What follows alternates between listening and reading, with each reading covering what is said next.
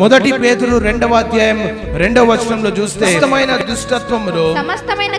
సమస్తమైన కపటమును వేషధారణను అసూయను దూషణ మాటలను మాని క్రొత్తగా జన్మించిన శిశువులను పోలిన వారై నిర్మలమైన వాక్యమును ఎదుగు నిమిత్తము ఆ పాలను ఆపేక్షించునని వాక్యం చెప్తా ఉంది. అయితే విశ్వాసి ఏ రీతిగా ఉండాలంటే మరి ఇక్కడ రాస్తున్నటువంటి మాటలో బైబిల్లో మనం చూసినట్లయితే సమస్తమైనటువంటి దుష్టత్వాన్ని ఏంటయ్యా అని మిమ్మల్ని ప్రశ్నిస్తే మరి అనేక రీతులుగా అనేక మాటలు చెప్పగలుగుతారు. దుష్టత్వం అంటే ఏంటంటే మరి దుష్టత్వము ఏంది అంటే దేవునికి వ్యతిరేకంగా బ్రతకడము, అబద్ధాలు మాట్లాడడము, మోసాలు చేయడము, మరి అనేకులను చీట్ చేయడము, ఇలాంటి కార్యక్రమాలన్నీ కూడా దుష్టత్వం కిందికి వస్తుంది. సమస్త దూషణ మాటలను మానాలి.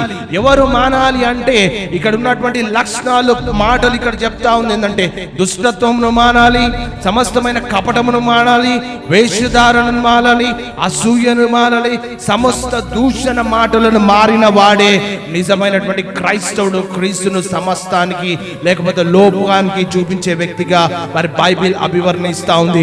అయితే ఈ మధ్యాహ్న కాల వేళలో నేను మీకు సవాలు విసిరేది ఏంటంటే నీ యొక్క ఆత్మీయమైనటువంటి స్థితి దేవునిలో దినదినమును పరీక్షించుకుంటున్నావా?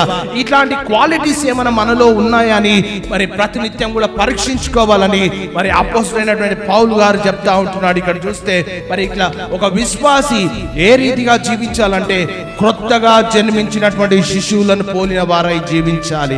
ఒక చిన్న పాపను చిన్న బాబును చూస్తే కనుక లోకమెరుగని పాపలను కనుక చూస్తే వారిలో కల్మషం ఉండదు, వారిలో దోషం ఉండదు, వారిలో కల్మషం లేని జీవితాన్ని జీవిస్తూ ఉంటారు. ఆత్మీయమైనటువంటి మేలులు పొందాలి అని అనుకుంటే ఒక విశ్వాసి క్రీస్తును కలిగి జీవించినప్పుడే ఒక నూతన జన్మ పొందినటువంటి శిశువును పోలిగా జీవిస్తారని ఈ వాక్యం సెలవిస్తుంది. అయితే ఈ స్థాయికి రావాలంటే విశ్వాసి ఏం చేయాలయ్యా అంటే వాక్యము మీద ఆధారపడి జీవించాలి.